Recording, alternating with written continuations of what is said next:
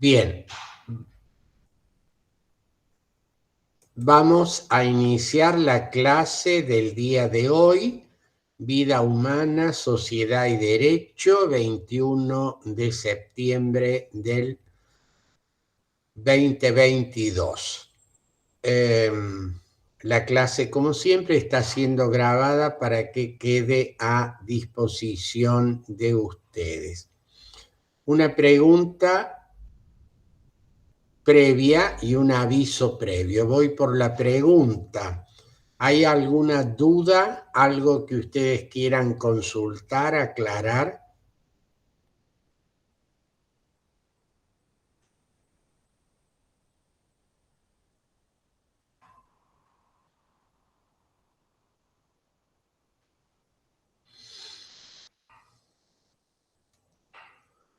Bueno, el silencio parece que indica que no hay ninguna duda o que está todo dudoso. Son dos opciones, ¿no es cierto? Muy bien.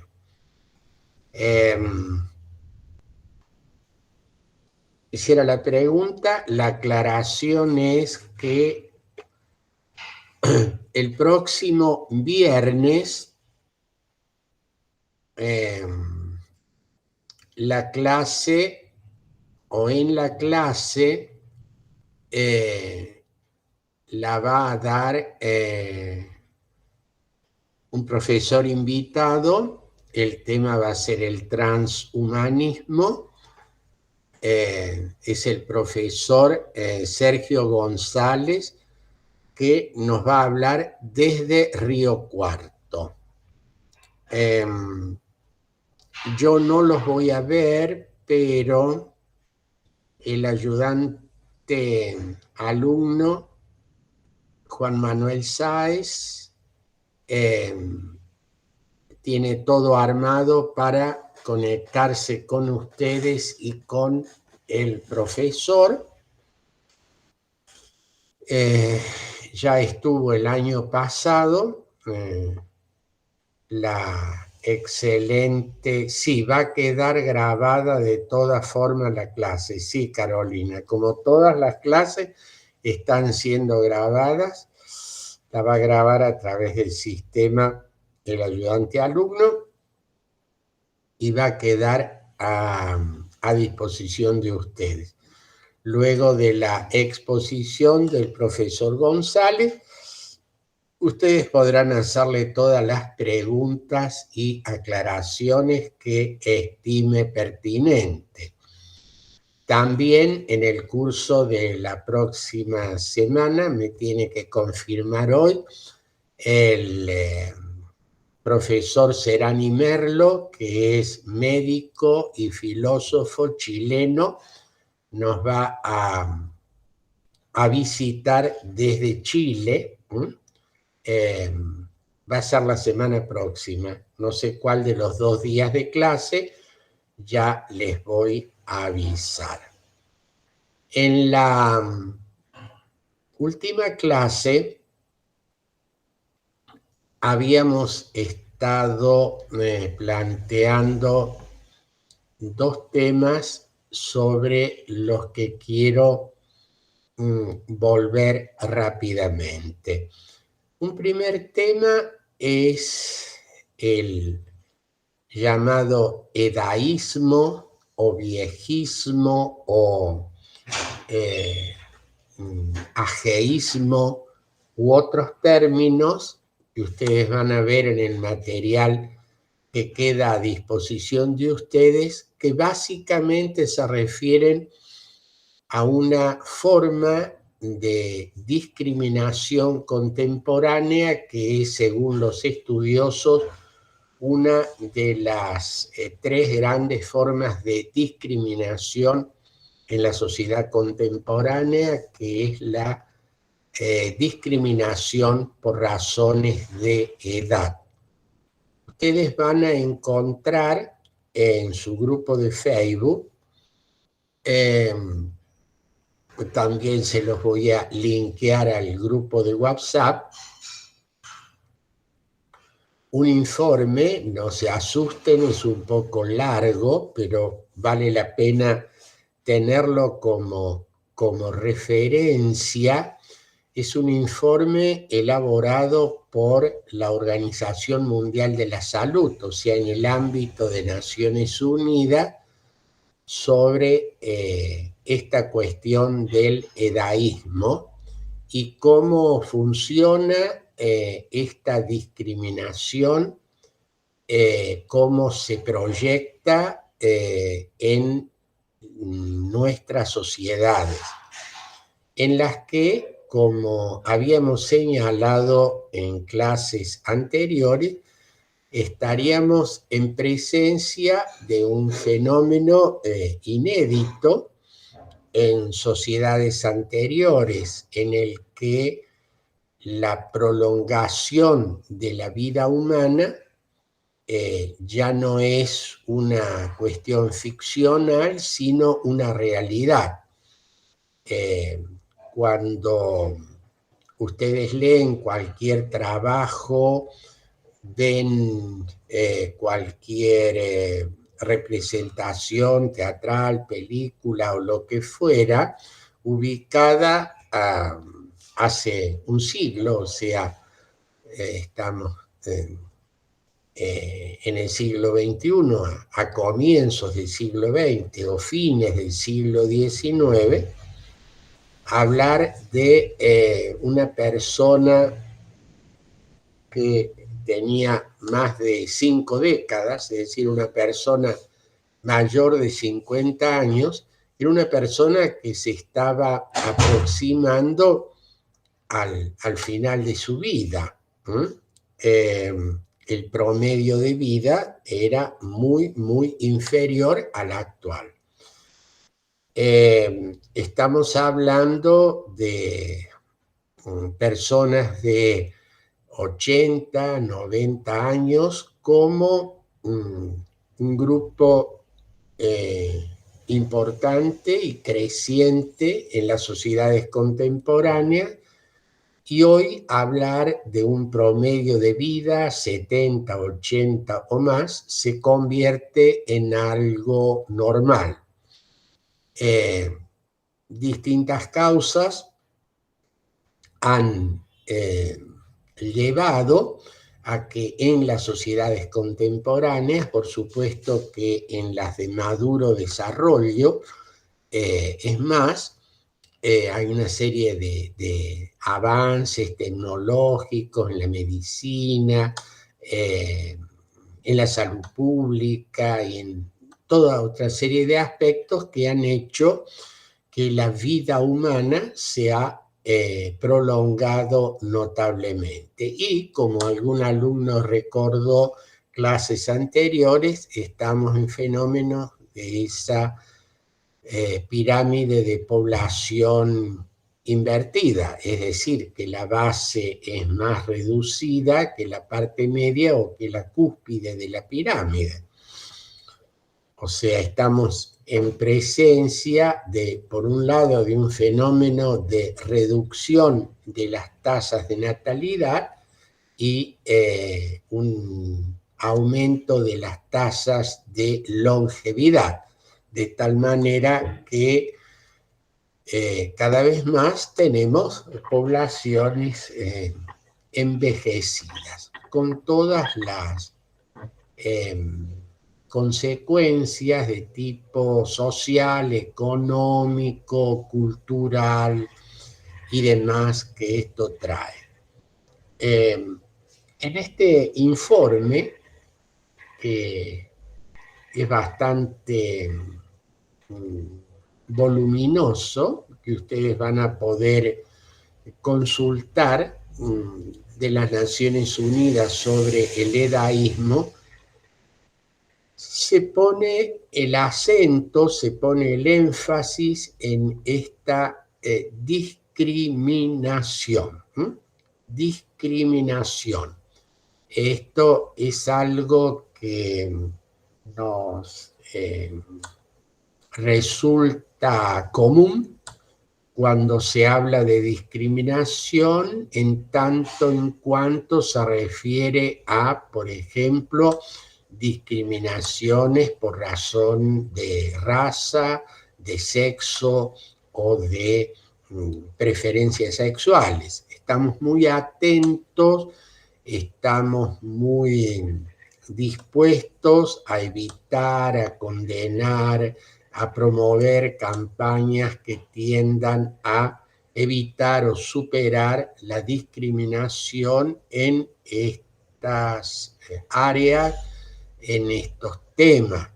Ahora bien, esta otra discriminación por razones de edad está como más larvada, está como menos vista, está como menos considerada, pero lo van a ver ustedes en el informe, una de las formas de discriminación más graves que existen en nuestras sociedades y que tienen una serie de consecuencias múltiples, distintas formas de abordar la cuestión y también de encontrar fórmulas de resolución de este problema de manera tal que vale la pena detenerse, y es por eso que hemos seleccionado este tema y algunos trabajos en esta materia que tiene dos grandes ejes, la vida humana y la configuración de la sociedad y cómo el derecho se proyecta o influye en ambas cuestiones. En clases anteriores ustedes vieron como un tema sencillo la forma de designar a las personas mayores, que estamos habituados a oírlo o incluso a pronunciarlo, pueden tener una serie de efectos negativos o son muchas veces formas de discriminación que no están siendo visualizadas como tal. El ejemplo tal vez más claro fue cuando hablábamos del término abuelo para designar a las personas mayores y cómo una alumna, compañera de ustedes, que hoy me avisó que no podía unirse a clase, aclaró que su mamá, una señora de más de 80 años, le había manifestado que le molestaba a ella que la trataran de abuela a aquellos que no eran sus nietos, y cómo esta alumna comentó, bueno, si yo no me había dado cuenta o no había percibido este sentido desvalorativo que tiene un término que tiene una connotación afectiva muy fuerte. Es decir, esto es algo muy sencillo, pero ustedes también advierten cómo este fenómeno va a tener un impacto en el tipo de sociedad en el que estamos viviendo y una problemática que es mucho más que la problemática de algunas personas, varias o muchas personas que tienen determinada edad, para convertirse en un problema social en tanto en cuanto se estructura una forma de sociedad que expulsa, no acoge, castiga o se empobrece por la desconsideración a un sector importante de la población. En este caso, las personas de mucha edad. ¿Qué quiero decir con esto? Que esto no es solamente un problema que afecta a aquellas personas que han cruzado un umbral etario, sino que afecta a la sociedad en su conjunto, en tanto en cuanto ésta se estructura de una manera en la cual hay una serie de faltas, de omisiones o de características producidas por esta discriminación, por este rechazo, por este olvido de una parte importante de la población, que no solamente afecta a la parte excluida, sino al conjunto total, porque está privándole a esta sociedad de experiencia, de afectos, de memorias que son importantes para las jóvenes generaciones y que son importantes para la sociedad en su conjunto. De esto se trata esta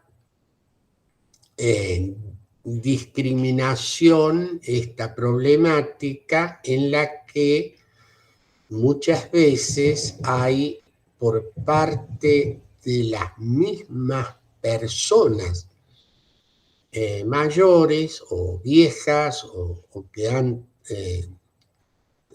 cruzado un determinado umbral etario, son las mismas personas las que consciente o inconscientemente se están colocando en una situación de víctima o en una situación de descarte.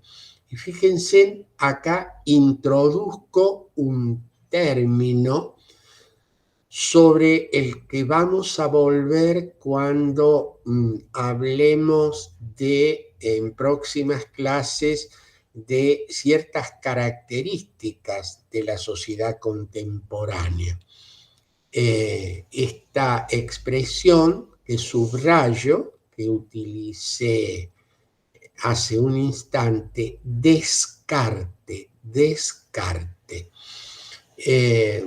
Fíjense que acá hay una de las tantas paradojas que transcurren o que se dan en la sociedad contemporánea. ¿Cuál sería la paradoja? Que por un lado ha aumentado lo que denominamos la conciencia ecológica, es decir, evitar que se descarten, es decir, que se tiren, que dejen de usarse una serie de elementos y se busca reutilizarlos, reciclarlos, para, por ejemplo, evitar la contaminación del medio ambiente. Es decir, evitar que determinados objetos se los deje de usar y se los tire. Y se trata de volverlos a usar, volverlos a poner en funcionamiento, por un lado.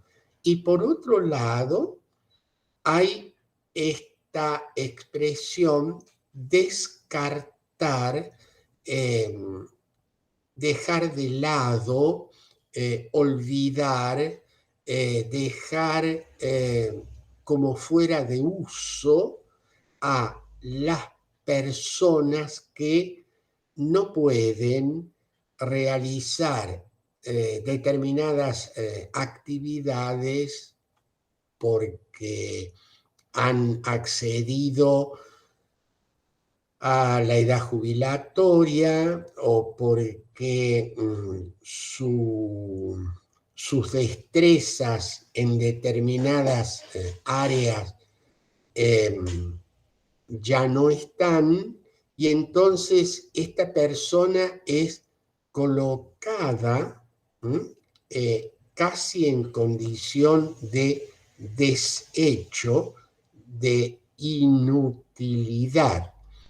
Vuelvo a esta novela ficcional que ustedes leyeron o están leyendo y están comentando, El pequeño molino del ocaso, una sociedad estructurada ya sobre la idea de que a partir de determinado momento, que está predeterminado, esta persona va a ser lisa y llanamente sacada de circulación, eliminada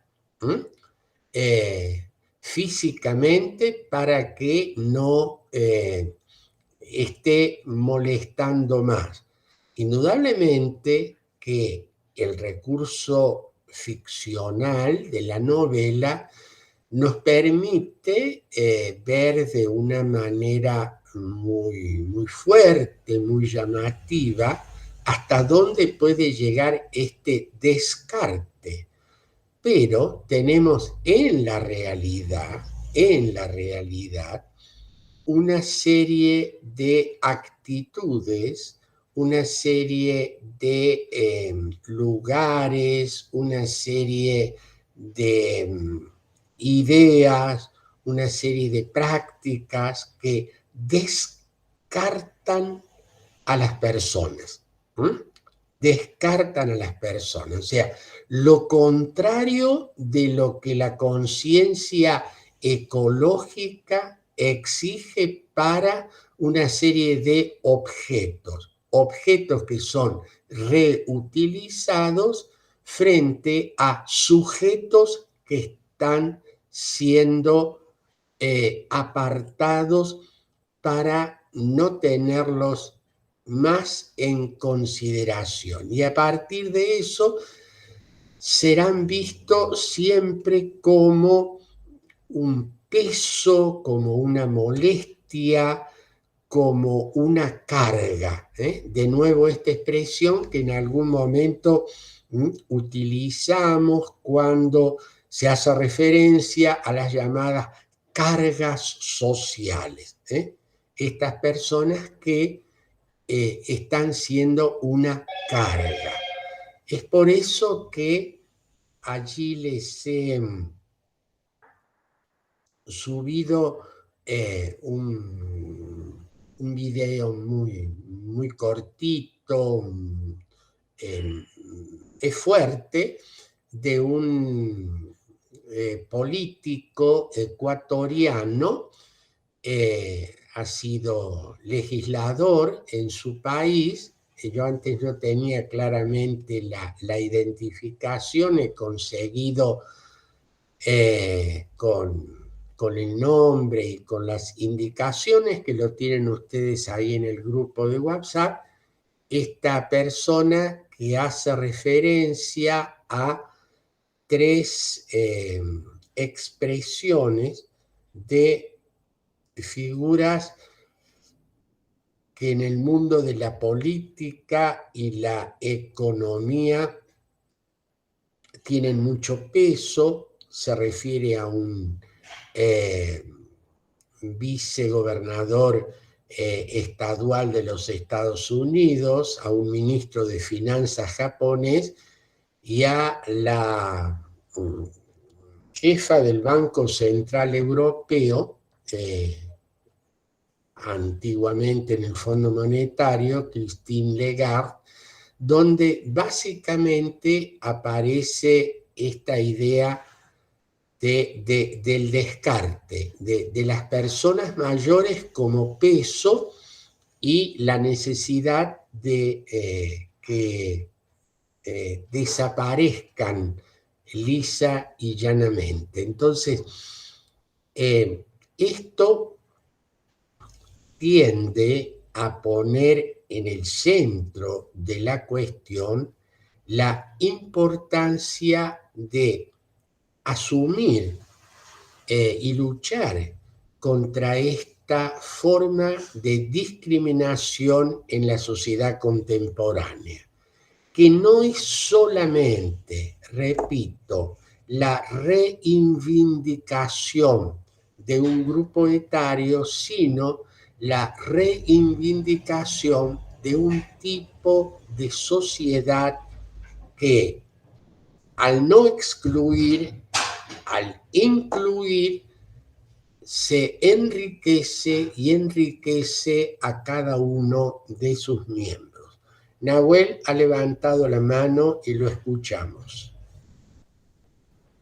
Sí, profe, no quería consultar cómo sería la reivindicación, cómo sería la no exclusión, porque si la persona ya se jubiló de su empleo, digamos, ahí entiendo que referimos a que quedó descartada socialmente, sería en ese momento en el que se daría por la edad, y sería una política estatal que busque otro tipo de actividades para insertar, o sería una cuestión personal de cada persona, ¿cómo se haría esa reivindicación?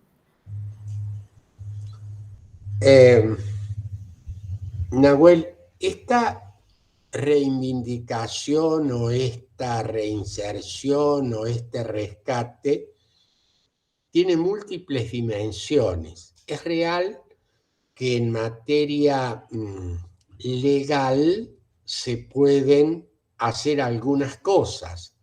Doy a título de ejemplo algo que mencioné la clase anterior. La edad jubilatoria. En general, está establecido que a partir de una determinada edad, las personas deben retirarse de la actividad laboral, es decir, deben jubilarse.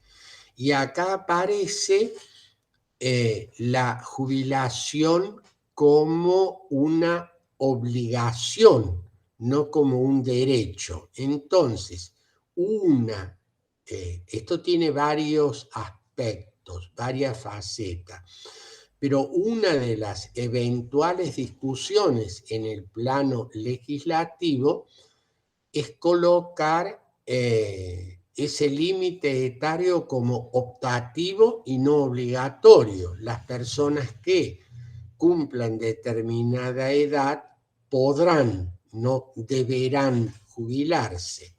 Naturalmente que esto estará referido en distintos proyectos que hay, discusiones, no a todos los ámbitos, que hay determinados ámbitos en los cuales puede haber una relación directa e inmediata entre el límite de edad y la actividad.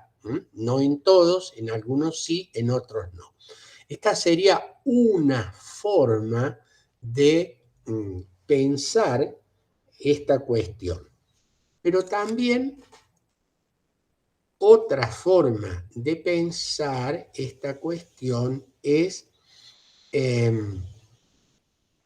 el tema de aprovechar capacidades existentes, casualmente lo contrario a descartar. Me explico.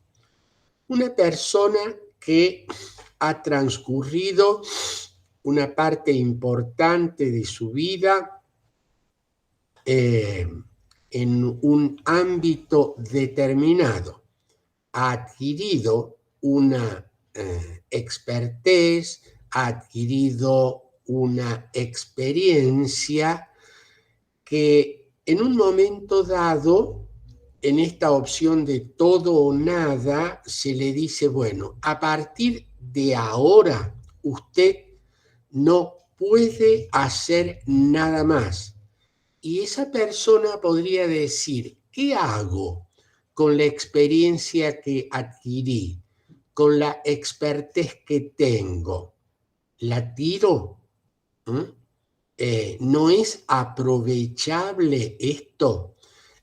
Pueden ustedes ir imaginando distintos ámbitos, pero en los cuales una persona que tiene una determinada experiencia, que tiene el deseo de compartirla, que tiene el deseo de seguir sirviendo a la sociedad en el ámbito que le toque, en esta opción de todo o nada, se le dice, bueno, a partir de ahora usted no más. O esa otra expresión, a ver, tal vez simpática, tal vez afectuosa, usted ya ha trabajado mucho, ahora tiene que descansar. Una hermosa manera de decir, usted no tiene que hacer nada. Y si hace algo va a ser una molestia. Pero también hay formas de incluir cambiando la mirada y la perspectiva.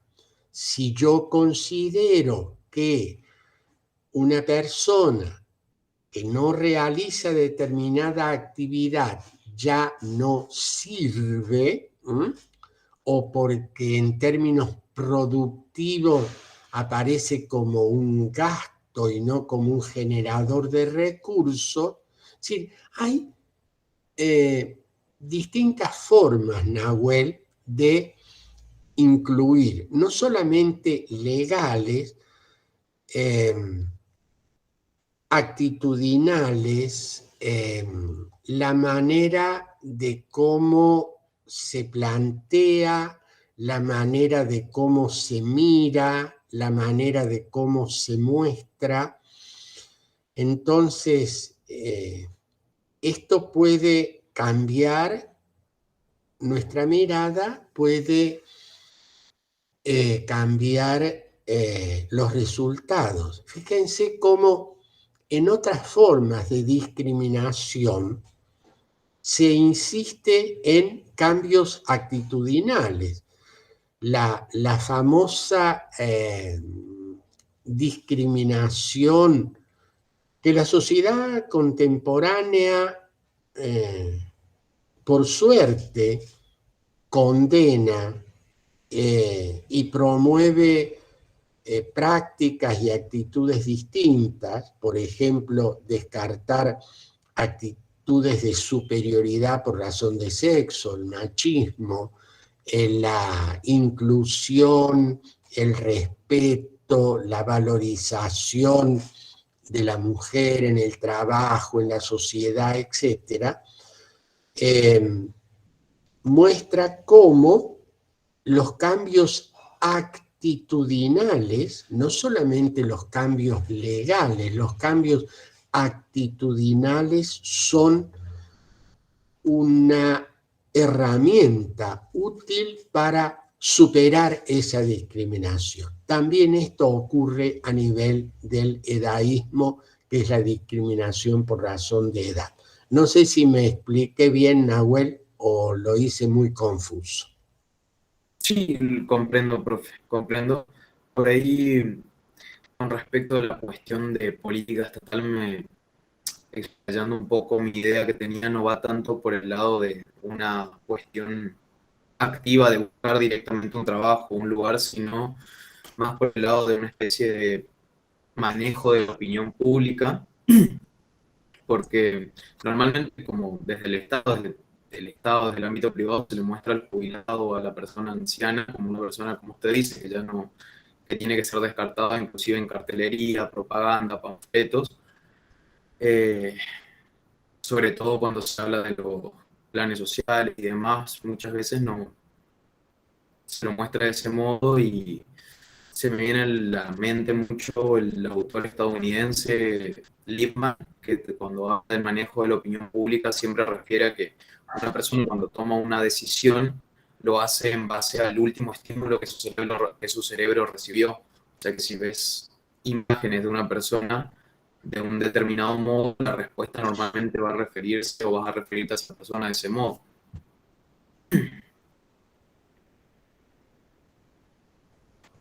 No sé si me explico a lo que me refiero a política estatal.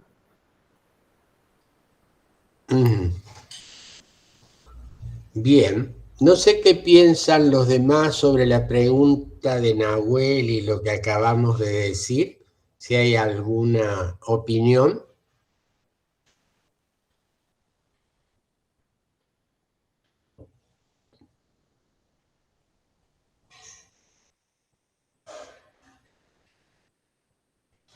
Bueno, no. José Ignacio y Carolina dicen no, no hay ninguna opinión.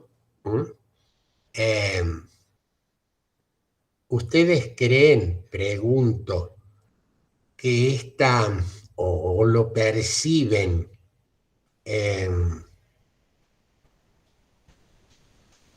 hecho, no sé qué dice María Isabel? De hecho, ayer,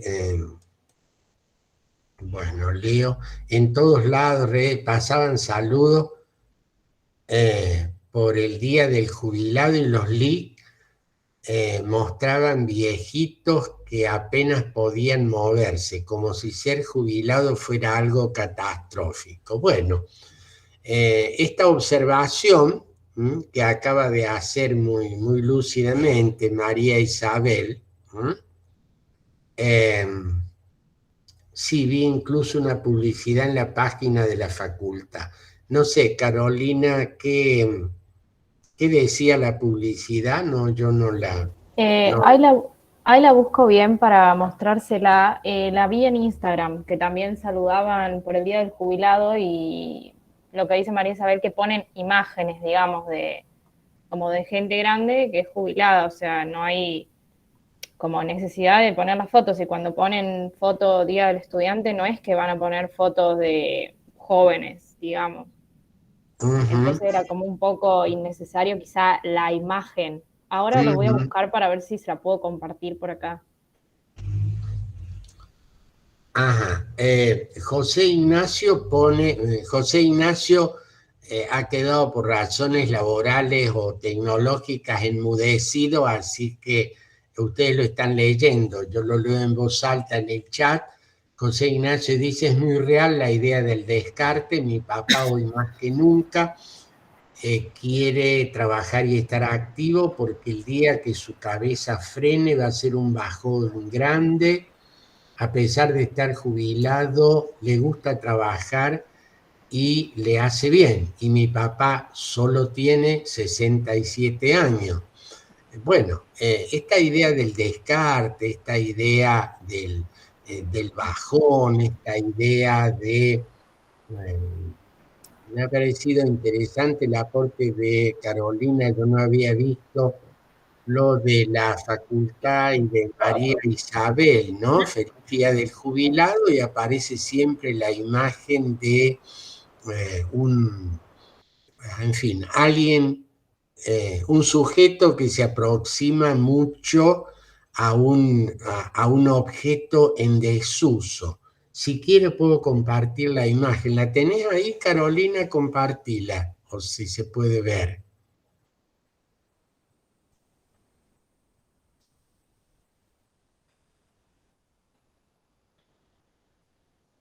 Ahí la comparto.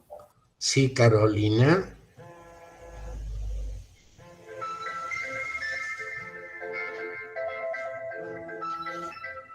Mire, ahí la puede ver. Sí, saludamos a todas y todos. Ajá, bien. Sí, muy bien, muy bien. Las mujeres han quedado mejor con la imagen, ¿no, Carolina? Porque el señor está entre su barba blanca, aunque se ríe, diríamos, se aproxima más a un venerable anciano. Sí, esta idea de jubilación, vejez, descarte, decadencia, olvido, está muy, muy presente y son formas sutiles de discriminación.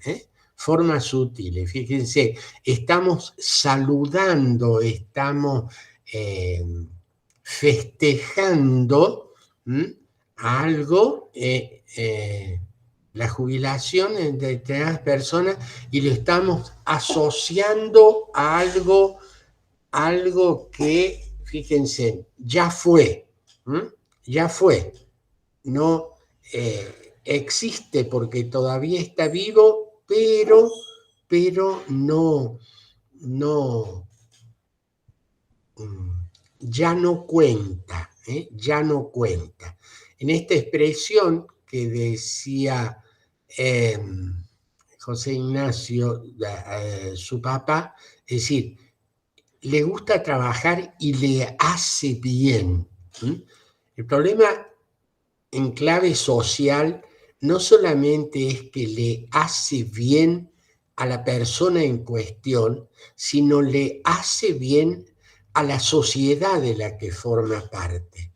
Porque una sociedad que excluye, una sociedad que olvida, una sociedad que no hace lugar para todos los que están viviendo en ese momento y tiempo, en el fondo es una sociedad que se empobrece, Fíjense en esta idea. Nosotros cuando hablamos de pobreza, de empobrecimiento, estamos normalmente pensando en dinero, en recursos económicos. Pero no solamente es eso. Hay muchas riquezas no económicas. Hay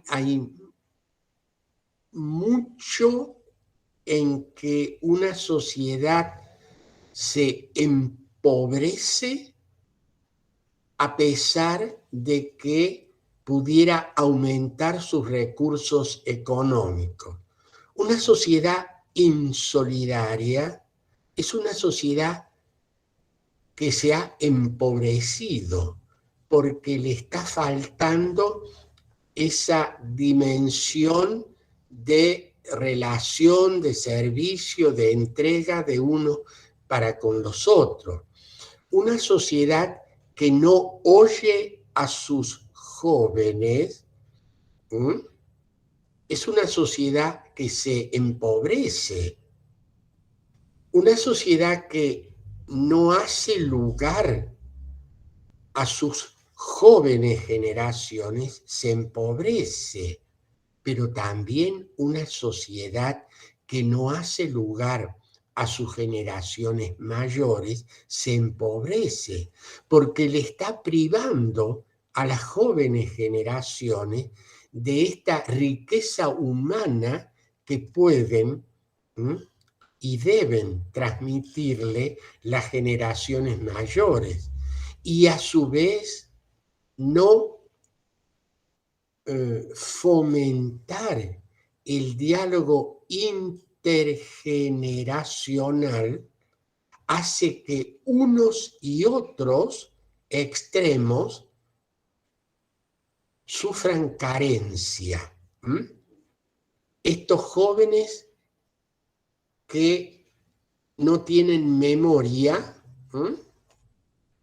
porque no escuchan la voz de la experiencia, y estos experimentados que no escuchan las voces del futuro, pierden tensión, pierden optimismo, pierden alegría.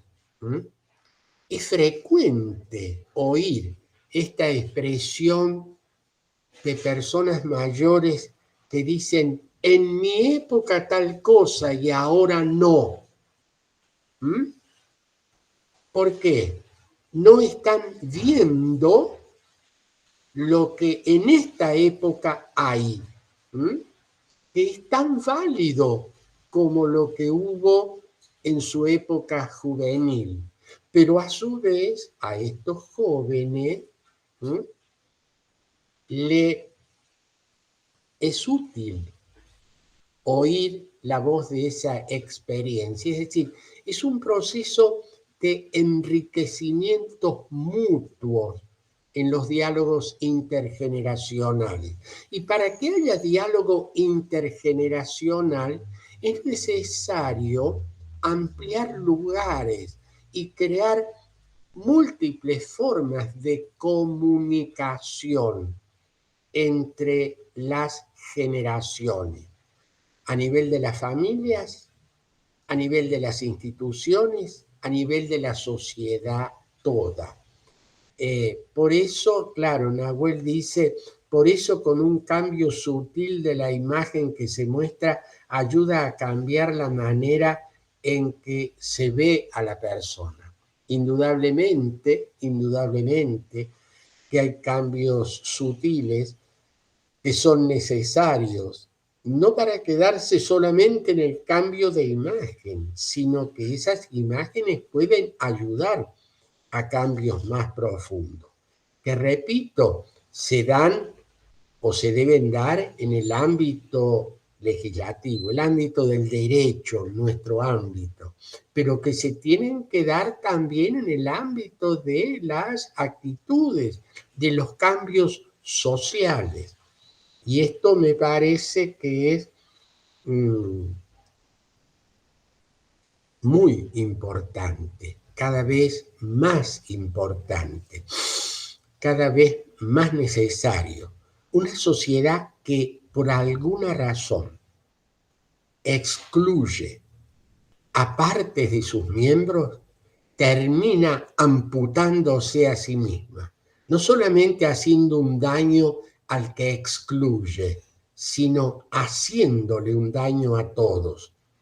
Me parece que esta es una idea muy importante y me parece importante que ustedes lean este informe, que es un informe muy serio de la Organización Mundial de la Salud. Y cómo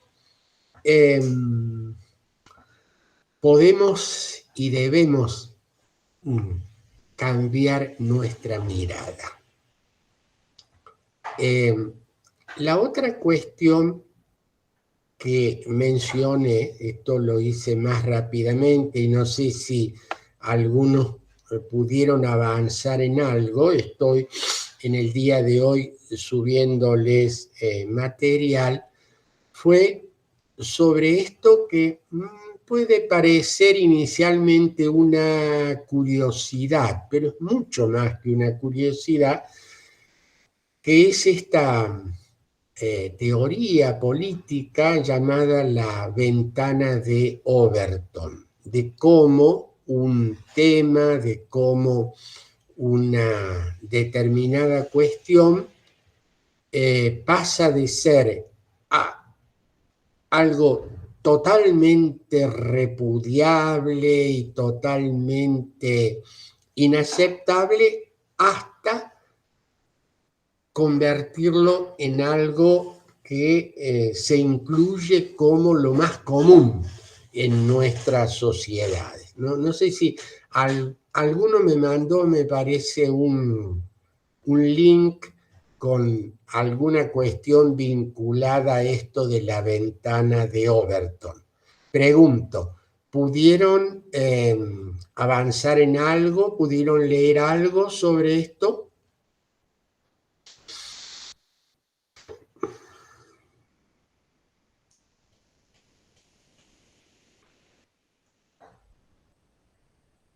No recuerdo quién fue,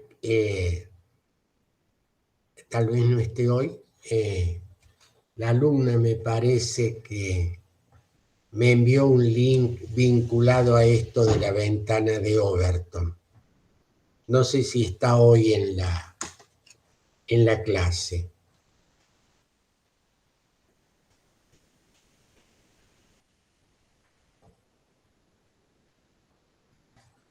Yo aún no, profe, dice. Estoy tratando de ver este link para preguntarle a ver si está quien me lo mandó.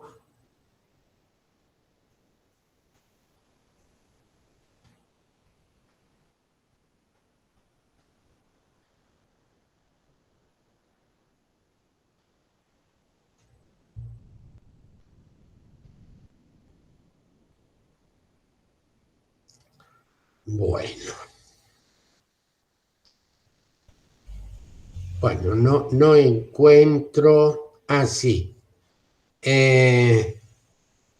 Alguien que me había enviado el movimiento activista pedófilo. MIP, no.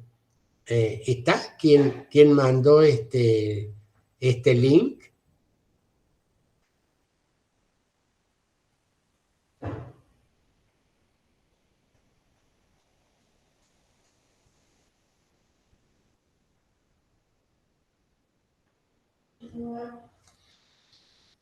Bueno. María Isabel. Ah, ¿usted lo mandó, María Isabel? Ah, sí. María Isabel veo que está hoy solamente con micrófono, ¿no? No, sin micrófono, con chat. Sí, estoy trabajando. Bien. Esto que me mandó María Isabel, a ver, a usted, ¿por qué lo vinculó a esto?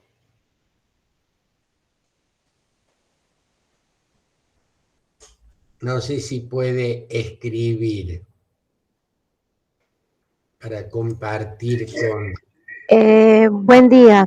Sí, como usted habló, tocó el tema ese con respecto al tema de la edad y si se podía cambiar algo que estaba naturalizado o que no estaba naturalizado. Por ejemplo, recuerdo que usted dijo, sí, por ejemplo, se podían iniciar una relación con una persona menor de edad, ¿se acuerda?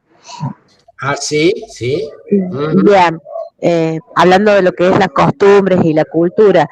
Bueno, entonces un poco me puse a buscar y encontré el material, pero yo ya lo había leído antes de que hay en ciertos lugares en donde está permitido este tipo de relaciones, ¿no? En donde, por ejemplo, la pedofilia está buscando tratar de naturalizar algo que, bueno, que por ejemplo, la mayoría no está de acuerdo.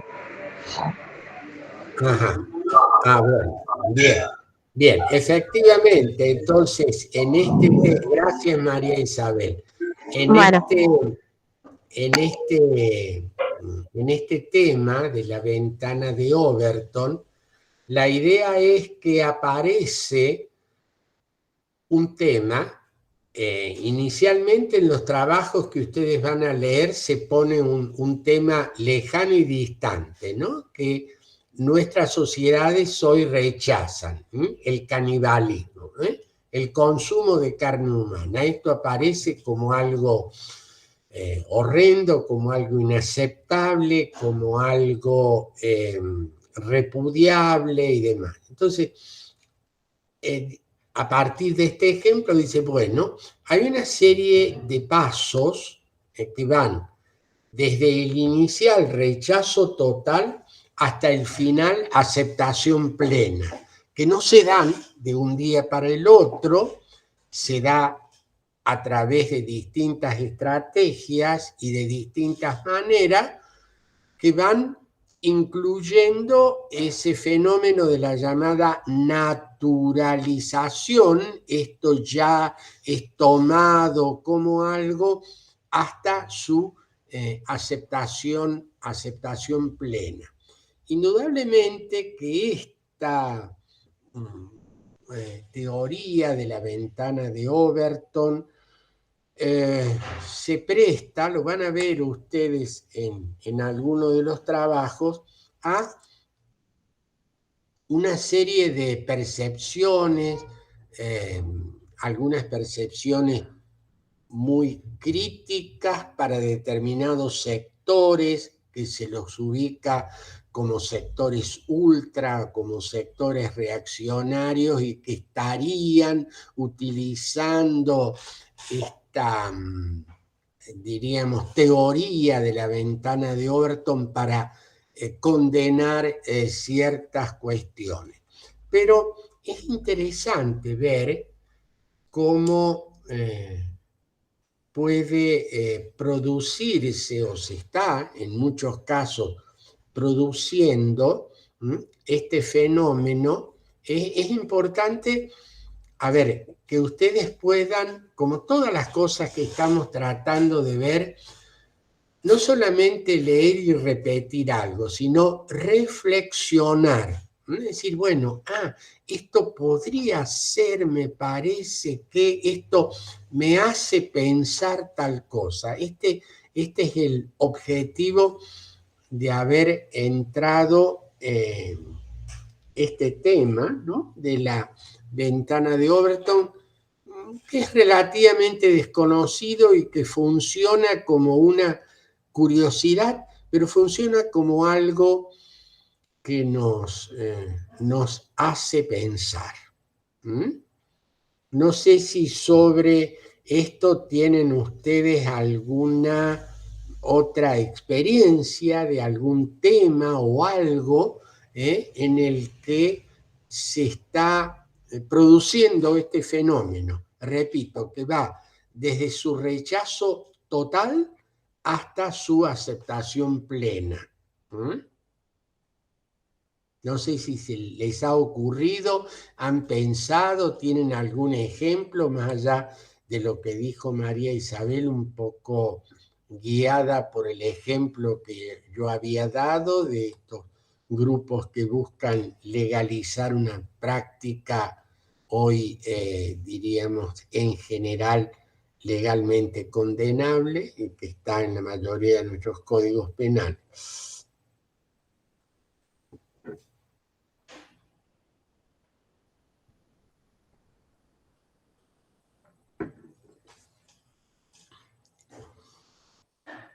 ¿Hay algún ejemplo o algo que se les haya ocurrido pensar?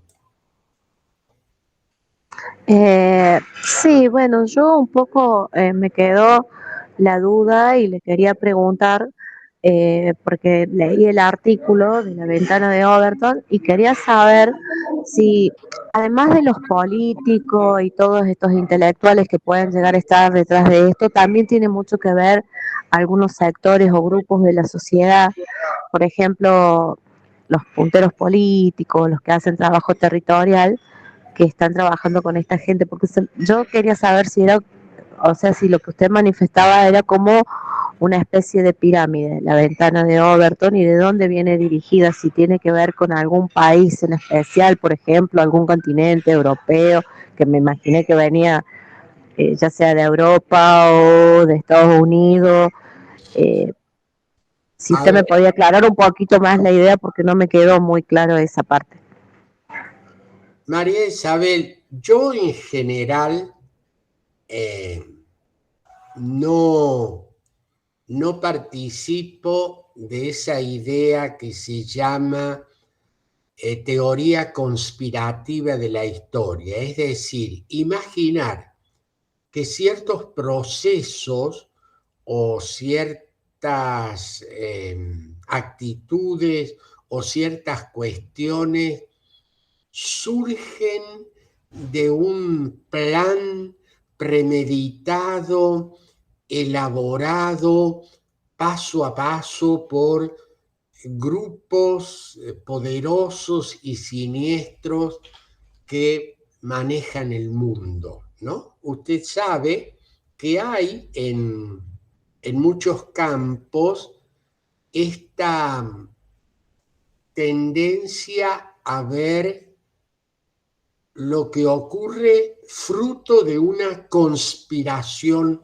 mundial, generalmente ubicada en países lejanos, ricos o grupos pequeños pero poderosos que de alguna manera manejan los hilos, y esto hace que uno sienta que es una especie de títere que se mueve manejado por manos lejanas. Ludmila ha levantado la mano, sí. Hola, profe, ¿qué tal? Buen día.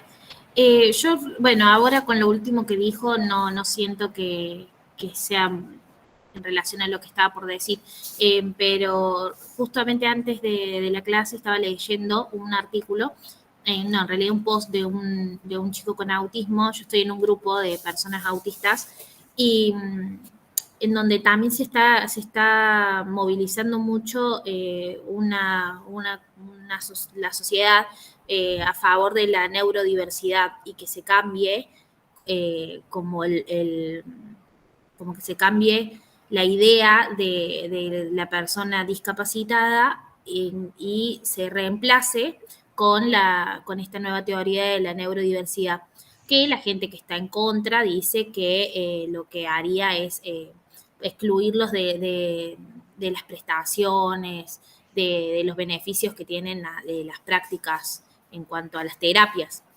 porque sería como decir, bueno, es una parte de la sociedad que son distintos, pero tienen que ser aceptados como cualquier otra diferencia societaria, pero no caratulados con personas discapacitadas, sino que son como personas y otro tipo, no sé cómo explicarlo bien, pero estaba viendo cómo el movimiento avanza sobre la gente que cree en la neurodiversidad y que están en contra de lo que hablábamos antes del estudio de la genética para que no se excluyan los fetos que pueden llegar a tener, por ejemplo, algún tipo de problema neuropsicológico. Lo que no entiendo, Ludmila, sería en esta pregunta, planteo tuyo, que vos ves que esto de la llamada neurodiversidad sería una forma de evitar exclusiones por razón. Claro, es como lo que busca la neurodiversidad es que se incorporen a las personas a la sociedad como un tipo de personas, pero sin caratularlos como autismo. En el post que leí decía como decir, bueno, sabemos que hay personas de raza blanca, sabemos que hay personas de raza negra y sabemos que hay personas que tienen autismo, por ejemplo. Era más o menos lo que planteaba esa distinción y no... Pero los que están en contra de la neurodiversidad planteaban eso, el tema de que si ya no tenemos el foco en que es una enfermedad o una discapacidad, serían como excluidos de todas esas otros beneficios que ya tienen. Pero también veo eso, que a veces lo que es los movimientos o quizás las personas que se ponen frente a estos movimientos o que se hacen llamar también personas que tienen algún trastorno del espectro, cómo influyen también en lo que cree como la mayoría. Bueno, cómo cambia también a lo largo del tiempo lo que la sociedad va pensando, que era justamente lo mismo que sí, está bien. Por un lado, efectivamente, en parte, podría aplicarse esto que desarrollamos sobre la ventana de Overton, cómo cambia la percepción de la sociedad frente a un fenómeno. Por ejemplo, no es el caso extremo de poníamos el canibalismo, la pedofilia, etcétera, sino como una sociedad que veía, excluía, etcétera, cambia su percepción, y ese cambio es, diríamos, inclusivo, ese cambio es, permite una serie de logros, ¿no? ¿Sí? Claro. Sí, me parece que podría utilizarse esta cuestión de la ventana de Overton para esto. Sí, no lo había pensado, pero sí, efectivamente. Igual recién por lo último que estaba diciendo, también estaba pensando que en realidad debe ser, en cuanto a lo de la ventana de Overton, que tenga que ver más en relación a personas específicas de poder y no a un cambio como generacional. No sé si... No, sí, no, creo que en parte podría darse, pero también sería interesante lo que vos señalabas como ya vinculado al tema de las discriminaciones, ¿no? Cómo efectivamente hay una serie de discapacidades, bueno, ahora hay todo un nombre, capacidades diferentes, no discapacitadas. Uno no sabe ya también cuál es el correcto.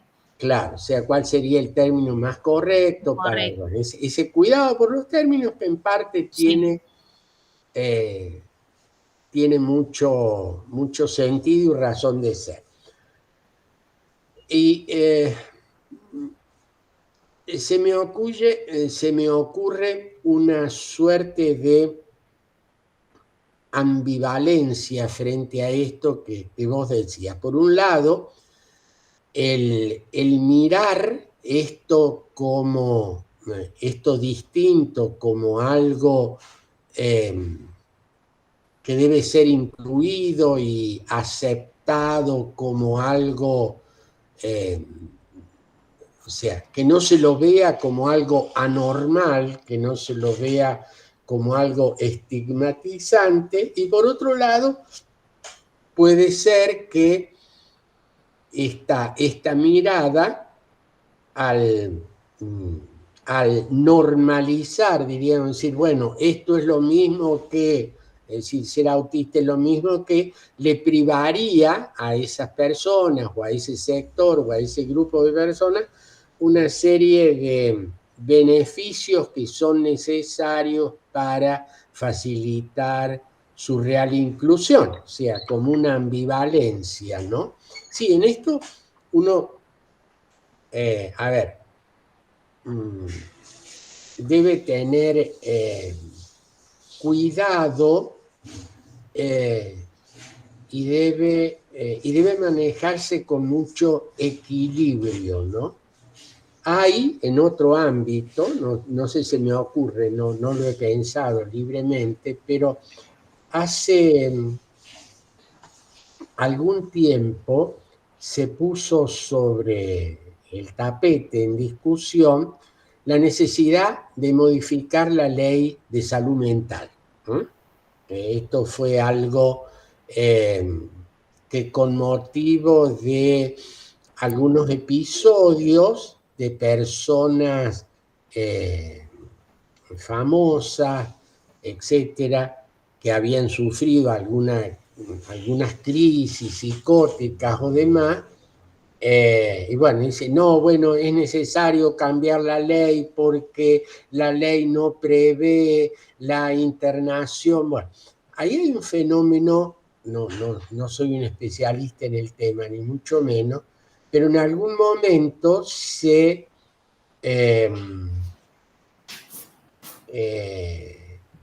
hago un paréntesis, Ludmila ha subido un link que permite ver el tema de esta discusión acerca de este concepto de neurodiversidad, ¿no? Muy bien, Ludmila, queda allí y los que quieran verlo pueden consultar. y vuelvo sobre este tema, ¿no? Que efectivamente puede ocurrir, decía, que en esta discusión legislativa, en algún momento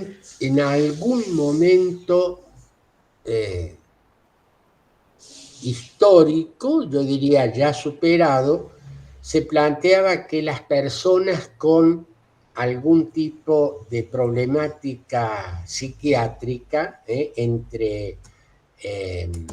entre comillas, los locos debían estar aislados en un manicomio, ¿no? Así lo digo de una manera brutal, y luego se ha tendido a evitar, y no utilizo la palabra para que no me ocurra lo que a algún funcionario le ocurrió y quedó en el ridículo cuando decía evitar los manicomios, porque la palabra es un poquito compleja, desmani, etcétera. O sea, evitar la internación en manicomio como una forma de permitir la integración de la persona con estos problemas mentales en el resto de la sociedad. Esto es un fenómeno complejo, diríamos, requiere, por supuesto, la visión de especialistas. El tema me excede, pero es posible, a lo mejor, que por evitar un determinado problema, es decir, esta reducción a la internación como única salida, no solo estemos produciendo algunos efectos sociales negativos, sino que a la persona que está padeciendo esta afección, sobre pretexto de no discriminarla, se le esté negando la asistencia necesaria para ayudarlo a transitar mejor o a salir de esa situación, ¿no? O sea, que no se lo puede internar, salvo, etcétera, etcétera. Bueno, en todo esto hay una discusión legal ahora, modificar la ley, para la cual hace falta oír voces expertas, hace falta cambiar actitudes, es real, para evitar discriminaciones frente a las cuales nuestras sociedades son más sensibles, y en buena hora que lo sean. Es decir, pero son fenómenos complejos en los que no valen las simplificaciones. Bien, ¿hay alguna otra observación que ustedes quieran hacer? ¿Pregunta que tengan? Yo les hago una pregunta de siempre, ¿no? ¿Ustedes creen que esta materia que han elegido, más allá de los créditos que buscan, está cumpliendo con los objetivos que proponía su título? ¿Les va siendo útil? ¿Les ayuda a pensar? ¿O es una carga un poco pesada, tediosa? ¿Qué piensan hasta el momento? No, profe, sin duda que es útil para integrar un montón de temas que por ahí en materias obligatorias de la currículum de la carrera no vemos. Como yo le había comentado en la primera clase, cuando planteamos por ahí qué objetivos teníamos en base a la materia, temas como eutanasia, cuando tratamos en la clase del profe y con los textos, son cosas que en otro lado no vemos, en otras materias no vemos, y está bueno, independientemente de todo, para integrar también los contenidos, los conocimientos, ir un poco más allá de la legislación. A mí realmente me sirve y me gusta mucho. Ahora quizá esta semana, que justo es el Día del Estudiante, se complica con la superposición de parciales. de materias obligatorias, pero independientemente de eso, en cuanto al cursado de la carrera, y siendo virtual está bueno para complementar, que vengan otros profes, que conozcamos otras visiones, que sea todo amplio e integral. Gracias, Carolina. José Ignacio nos escribe a través del chat, sí, que ayuda a ver otra perspectiva. Gracias, José Ignacio.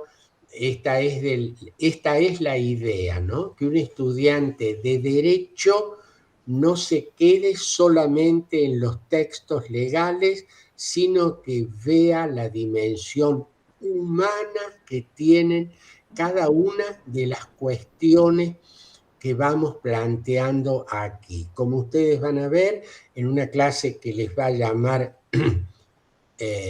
mucho la atención y les va a servir mucho, la clase del profesor González sobre esto tan llamativo del transhumanismo, ¿no? Otra cuestión que Candelaria Sala ha levantado la mano. Sí, Candelaria. Sí, profe, yo solo quería agregar que a mí me sirve esta materia porque por ahí vemos cosas que son tan cotidianas pero que nunca me había cuestionado. Por ejemplo, lo de decirle a las personas mayores abuelo, que se puede considerar como discriminatorio. Yo nunca lo había visto así porque nunca me había puesto a pensar en eso. Entonces está bueno esta materia para ver temas que capaz en otras materias no vemos. Bueno, me alegro, Candelaria, porque este es un poco el objetivo de cuestionarse ciertas cosas, Gracias, María Isabel, está muy buena la materia más allá de los créditos. Digo, cuestionarse cosas tal vez muy simples. Fue este ejemplo de esta palabra tan inocente, tan afectuosa, que alguien puede pensar de qué manera eso puede ser discriminatorio o cómo puede molestar eso, ¿no? Indudablemente, por razones etarias, salvo a algún alumno, la mayoría de ustedes no tiene la experiencia en todo caso de llamar abuelo, pero no que le llamen abuelo o abuela. Entonces, esa es una experiencia vital que llega en determinado momento de la vida. Pero bueno, la ambivalencia de este término y esto que dice Candelaria me hizo pensar algo que, bueno, este es un poco el objetivo de la materia y me alegro, hacerlos pensar, cuestionarlos, que ustedes se pregunten, que ustedes no den por evidente cualquier cosa y como siempre que miren más allá del derecho, que es la mejor manera de saber derecho. Mirar más allá del derecho. Bien, si no hay ninguna otra pregunta o duda, voy a cerrar la clase de hoy y los voy a dejar descansar del frío primaveral. Muchas gracias, profe. Muchas gracias, profe. Muy bien, gracias a ustedes. Será hasta la próxima clase. Chao, profe. Gracias.